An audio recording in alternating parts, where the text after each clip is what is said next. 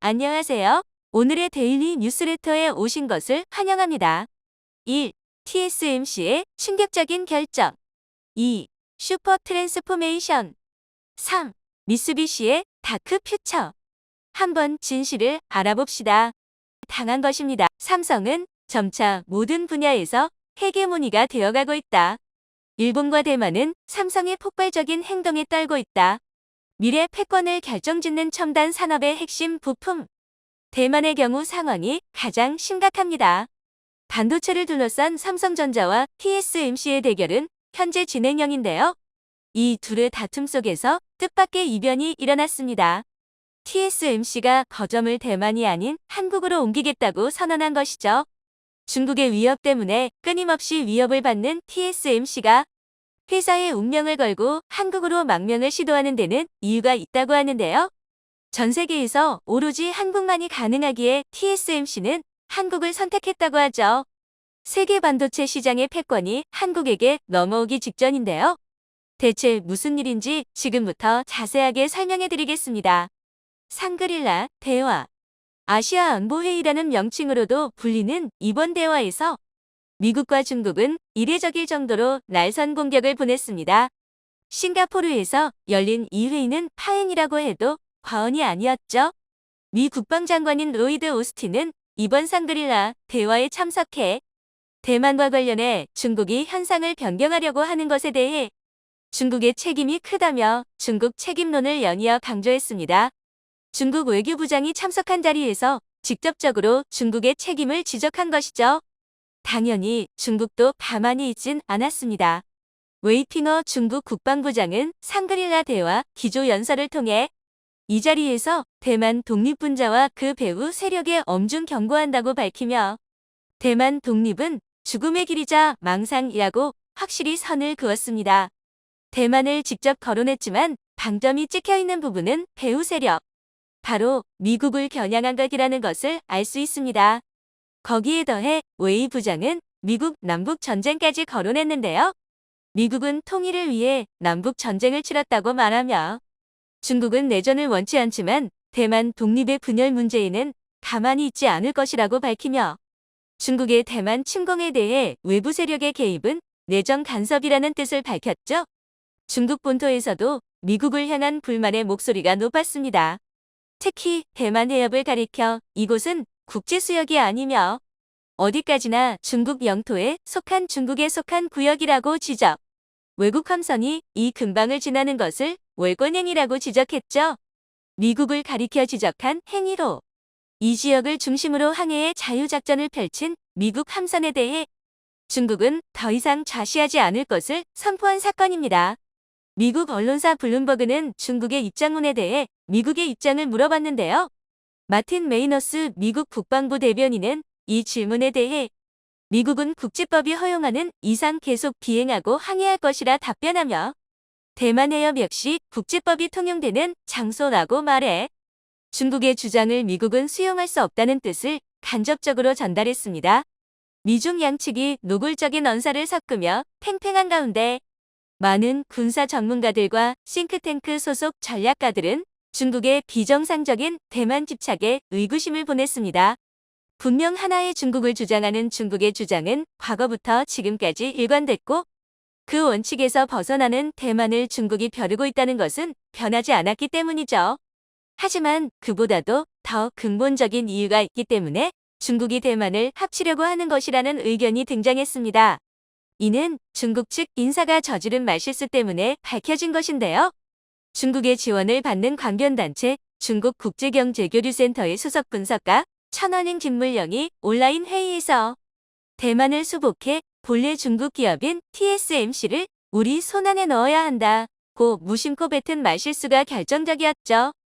본래 대만 침공의 명분으로 주장하던 조국 통일은 겉으로 주장하는 데의 명분이고 실제 대만을 중국이 간절히 원하는 것은 TSMC가 만들고 있는 반도체 때문이라는 것이 영상을 통해 고스란히 공개된 것입니다. 중국 인민대학 춘향금융연구원 주최로 열린 회의에서 나온 이번 발언이 외신을 통해 공개되면서 큰 파장이 일어나자 중국에서는 다급하게 원 영상을 삭제하는 모습을 보였습니다. 실제 중국이 대만 정벌로 뭘 원하는지 노골적으로 보여준 것이라 생각되는데요. 미래 패권 경쟁에서 핵심 부품으로 떠오른 반도체는 중국이 따라잡지 못하는 분야이자 수천억을 투자해도 이룰 수 없는 분야입니다. 이를 빠르게 따라잡을 수 있는 것은 반도체 선진 기업인 TSMC를 중국에 편입하는 것이 가장 최고의 수라 할 수 있죠. 최근 들어 중국의 위협 수준이 심상치 않게 바뀌고 러시아와 중국 사이에 비밀 문건이 노출되면서 본격적인 중국의 대만 침공 날짜까지 공개되자 TSMC는 깊은 고민에 빠지게 됩니다. 대만의 대표 기업이자 현재 반도체 파운드리 분야에서 가장 잘 나가는 기업인 TSMC는 한국의 삼성전자와 견줄 정도로 반도체 기술 영역에서 확고한 자신의 영역을 구축한 기업입니다. 대만에서 집중 육성한 기업으로 이 기업 하나가 대만 전체를 먹여 살리고 있다고 해도 과언이 아닌데요. 문제는 그들이 있는 곳이 전쟁에 휩싸이기 쉬운 대만이라는 점입니다. 미사일 타격으로 순식간에 TSMC 주요 시설이 불탈 수도 있는 상황. 핵심 인력과 기술이 대만에 있는 것이 큰 약점으로 작용하는 것이죠. 이를 극복하기 위해선 대만 본사를 이전하는 것이 필수적입니다. 기업의 생존을 위해 대탈출이 필요한 시점이죠.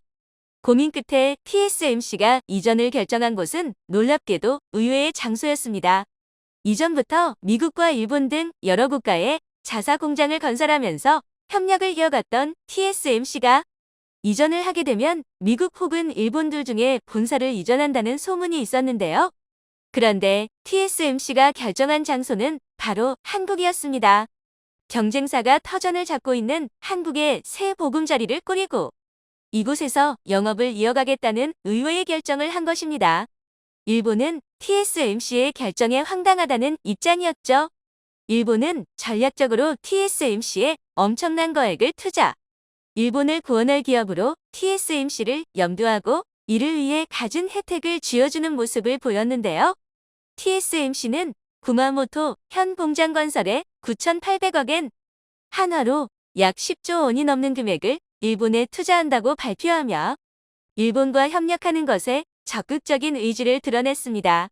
TSMC의 예상대로라면 2024년부터 12인치 웨이퍼를 월 45,000장 생산하면서 일본을 TSMC 반도체 생산 기지로 삼아 미국은 물론 전 세계에 TSMC 반도체를 수출할 계획이었죠.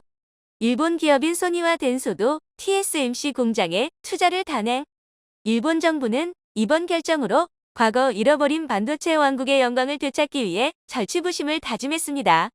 정부 차원에서도 필요 자금 중 절반에 가까운 4천억엔을 지원하기도 했죠. 그러나 이 결정이 일본의 최악의 선택이 되었습니다. 최근 TSMC는 공장 가동과 일본에 근무할 인원을 모집. 일본 내 주요 인재들이 고임금을 약속하는 TSMC 공고에 쏠려 구마모토 현을 비롯해 일본 고급 인재들이 일본 기업을 기피하는 현상이 일어났습니다. TSMC 공장 건설로 단기간에 이득을 보게 되었지만 이로 인해 일본 인재 유출 현상이 더욱 심해진 것이죠. 일본 정부 입장에서는 TSMC를 발판 삼아 일본 반도체 내수를 다지려고 했으나 정작 TSMC만 좋은 꼴을 보게 된 셈이라 불만을 품었는데요. 이에 일본 정부에서는 보조금 지급 약속과 관련했던 마음을 품었다고 합니다. 현재 약속한 4천억엔 자금 지원에 대해 다시 고려해보겠다고 말하며 액수 조정을 비롯해 혜택에 대해서도 형평성 문제를 들며 TSMC에 간접적인 압박을 가했다고 합니다. 막상 일본에 투자하려고 보니 일본이 앞뒤 다른 태도를 보이며 TSMC는 배신을 당한 것입니다. 반도체 사업은 다른 사업과 달리 고급 인재는 물론이고 장비 수급과 고급 기술이 필요합니다. 일본이라면 이 모든 조건을 맞출 수 있어 선택했지만 막상 일본의 다른 태도에 실망한 TSMC는 다른 곳을 선택할 수밖에 없었죠. 그 결과 떠오른 곳이 바로 한국인 것입니다. 반도체 인재 수급에 열을 올리고 있는 TSMC는 일본만이 아니라 전 세계에서 인재를 끌어들이면서 반도체 경쟁력을 갖추기 위해 노력하고 있는데요. 삼성전자가 있는 한국 TSMC가 원하는 인재상이 있는 곳으로 높은 기술 수준과 더불어 반도체 제반 시설이 갖춰진 장소. 이미 세계적인 수준이라는 것은 TSMC도 알 정도로 한국이 가진 잠재력은 상당하죠. 모리스 창 TSMC 창업자는 자신이 유일하게 두려워하는 존재로 삼성전자를 거론하며 한국의 저력을 무시할 수 없다고 평가했습니다. 그런 그가 한국에서 새롭게 터전을 잡는다면 삼성전자 입장에서는 경쟁자가 등장하는 것이지만 국가 차원에서는 새로운 활로가 생기는 것이나 다름없죠. 대만과 중국의 전쟁으로 한국이 큰 이득을 보는 상황, TSMC도 한국 이전을 마다할 이유가 없죠. 비공식 입장으로 TSMC 임원이 전남 지역을 돌면서 본사 및 반도체 생산 공장을 위한 부지를 물색하고 있다는 소문까지 돌았는데요. 일본의 상황도 마찬가지로 심각합니다. 과거 삼성의 행보에 비웃음을 보냈던 거대 재벌 미쓰비시가 삼성의 품 안으로 들어갈 수 있다는 소식이 흘러나왔기 때문이죠. 수많은 거짓말과 파벌 싸움으로 약해진 미쓰비시는 삼성의 처분을 기다릴 수밖에 없는 처지로 전락했다고 하는데요. 이 소식을 들은 일본 정부는 미쓰비시 구제를 위한 긴급회의에 들어갔다고 하죠. 대체 일본을 중심으로 무슨 일이 벌어지고 있는 것일까요? 지금부터 관련된 내용을 자세하게 설명해 드리겠습니다. 삼성의 초대 회장이자 지금의 삼성을 잇게 한 전설적인 인물. 호암 이병철 회장 탄생 100주년을 앞두고 축하 만찬이 벌어졌습니다. 때마침 임원 승진 시기가 겹쳤기에 이재용 삼성전자 부회장은 승진자들과 같이 회동하면서 과거의 일을 얘기했죠. 그런데 이 자리에서 뜻밖의 발언이 나온 것입니다. 바로 삼성의 로고가 일본 기업인 미쓰비시와 비슷하다는 점을 선대 이병철 회장이 직접 언급했다는 사실을 말한 것이죠. 이건희 회장이 지금의 삼성 로고로 바꿨기에 별 문제가 없었지만 만약 예전 로고를 그대로 유지했다면 미쓰비시와 분쟁이 있었을 정도로 비슷하게 생겼습니다. 미쓰비시의 로고는 세 장의 떡갈나무 잎을 형상화한 빨간색 마름모 3개가 이어진 모양입니다. 1960년대 이병철 회장이 사용했던 로고는 삼성답게 빨간색 별이 3개 모여있는 로고였죠. 이병철 회장은 삼성이 미쓰비시와 상대할 일은 없을 것이라 얘기했는데요. 로고가 설사 비슷하더라도 충돌할 일이 많지 않을 것이라 바라본 것이죠. 하지만 이건희 회장이 비약적인 상승을 이끌어냈고 삼성은 미쓰비시를 초월하고 세계적인 기업과 겨룰 만큼 글로벌 대기업으로 발돋움했습니다. 과거 이병철 회장이 상상할 수 없을 정도로 엄청난 규모를 자랑하는 삼성은 최근 반도체 시장 1위를 차지하며 인텔을 제치며 90조가 넘는 매출을 기록하는 기염을 터했죠. 삼성전자의 전 세계 반도체 매출 점유율은 13%로 과거 인텔이 차지하던 점유율 매출을 초월한 수치입니다. 시장 조사업체 가트너에 따르면 삼성은 메모리 반도체 분야에서 2020년에 비해 무려 34.2% 매출 성장을 기록했다고 발표했죠. 세분화해서 살펴보면 D램 시장에서 삼성전자는 엄청난 매출을 기록했습니다. 시장 조사기관 옴디아에 따르면 D램 시장 점유율은 43.9%에 달해 D램에서 삼성전자를 거치지 않고는 얘기가 안 된다는 것을 증명했습니다. 이런 성장 속에서 삼성전자는 MS와 메타 등 서구 유명 기업과 견줄 정도로 성장하며 미쓰비시를 인수해도 이상하지 않을 만큼 세계에서 강력한 영향력을 행사하고 있습니다.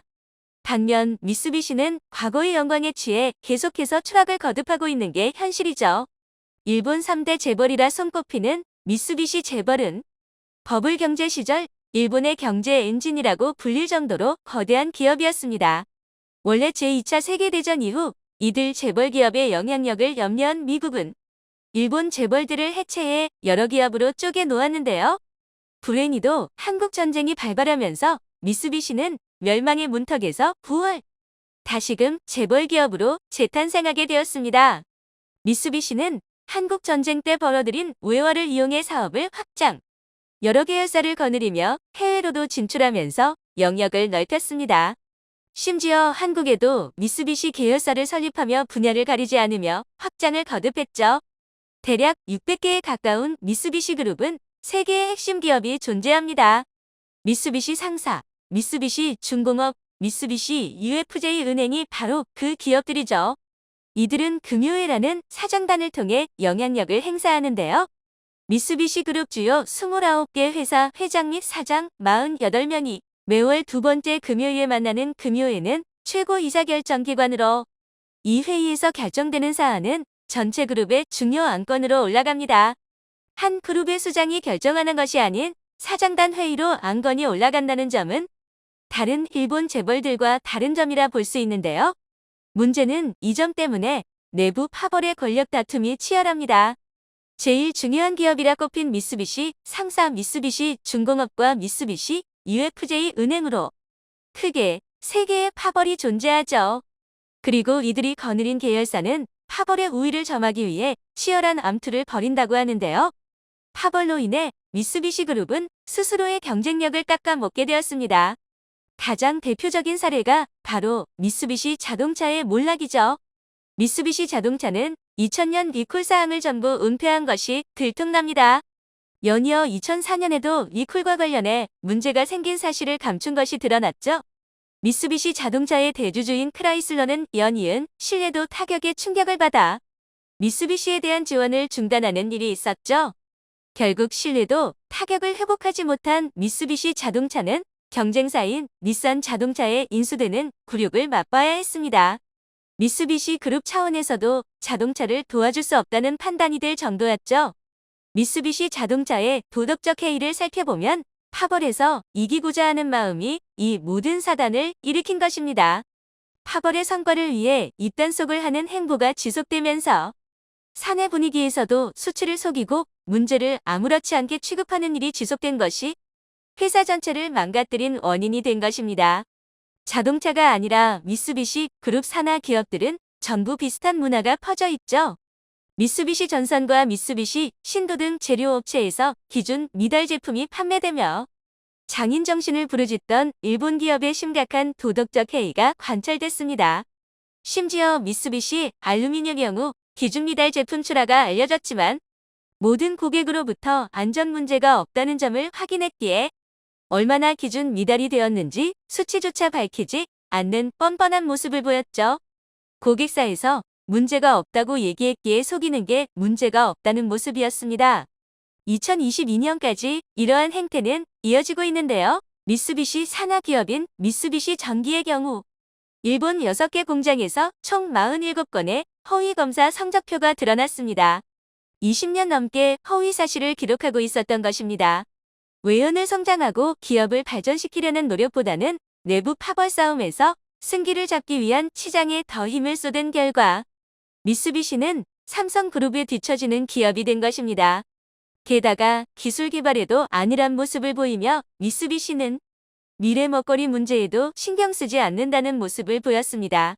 미쓰비시 전기의 경우 2021년 TV 시장에서 철수하는 굴욕을 맛보았는데요. 삼성전자와 LG전자 등 한국 기업에 밀린 탓이라고 합니다. 일본 반도체도 마찬가지입니다. 미쓰비시 역시 반도체 사업을 운영하며 한때는 세계 반도체 시장의 심장이라는 소리까지 들을 정도였지만 승리에 취한 미쓰비시는 기술 개발과 트렌드 읽는 것에 실패. 결국 이전 기술에만 집착하는 모습을 보이며 한국에게 밀렸습니다. 격세지감이라고 할 정도로 삼성의 무서운 성장의 칼날은 현재 미쓰비시를 향해 있다고 합니다. 최근 삼성 이재용 부회장은 뉴삼성을 내세우며 새로운 산업 육성과 기존 산업의 확장을 생각하고 있는데요. 마기업 합병 시도를 위해 여러 기업들을 물색 중이라고 합니다. 삼성은 2017년 하만하만 인수 이후로 별다른 기업 합병은 없었습니다. 하지만 글로벌 경제 지형이 바뀌고 대형 잇 기업들의 인수 소식이 잇따르면서 경쟁력 제고를 위해 마가 삼성도 필요하다는 분석이 나왔죠. 삼성이 고려하는 회사 중 미쓰비시 그룹에 속한 미쓰비시 전기. 특히 전력 반도체 시장에서 강점을 보이는 이곳을 주목하고 있다고 하죠.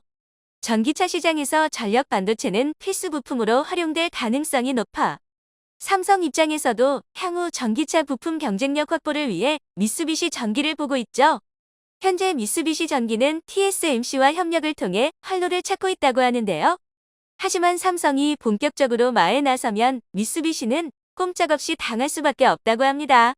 계속 경영 악화로 인한 실적 부진에 늪에 빠진 미쓰비시 입장에선 미쓰비시 전기를 수익성 제고를 위해 포기할 가능성이 높습니다. 이렇게 된다면 과거 미쓰비시를 참고해 삼성을 만들었던 고 이병철 회장의 상상을 뛰어넘어 한국이 일본 기업을 인수하는 일이 벌어질 수 있는 셈인데요. 한때 삼성전자가 반도체 사업에 투자하자 미쓰비시는 이를 비웃으며 삼성이 반도체를 할 수 없는 5가지 이유라는 보고서를 발간. 취약한 산업과 회사의 열악한 규모로 인해 실패할 것이라고 전망했죠. 한껏 삼성을 비웃으며 일본 반도체는 망하지 않을 것이라 자부했던 미쓰비시는 시간이 지난 뒤 오히려 한국 기업에게 계열사를 넘겨야 할 수도 있는 절망적인 상태에 빠졌습니다. 향후 삼성의 행보가 기대됩니다. 대한민국을 넘어 세계 무대에서 활약하고 있는 삼성전자. 이들의 놀라운 업적에 감탄하며 불가능한 상황에서도 항상 길을 찾아내는 한국인의 저력에 박수를 보냅니다. 영상이 도움이 되셨다면 구독과 좋아요 부탁드리며 오늘도 감사합니다. 최고로 멋진 하루 보내시길 바랄게요.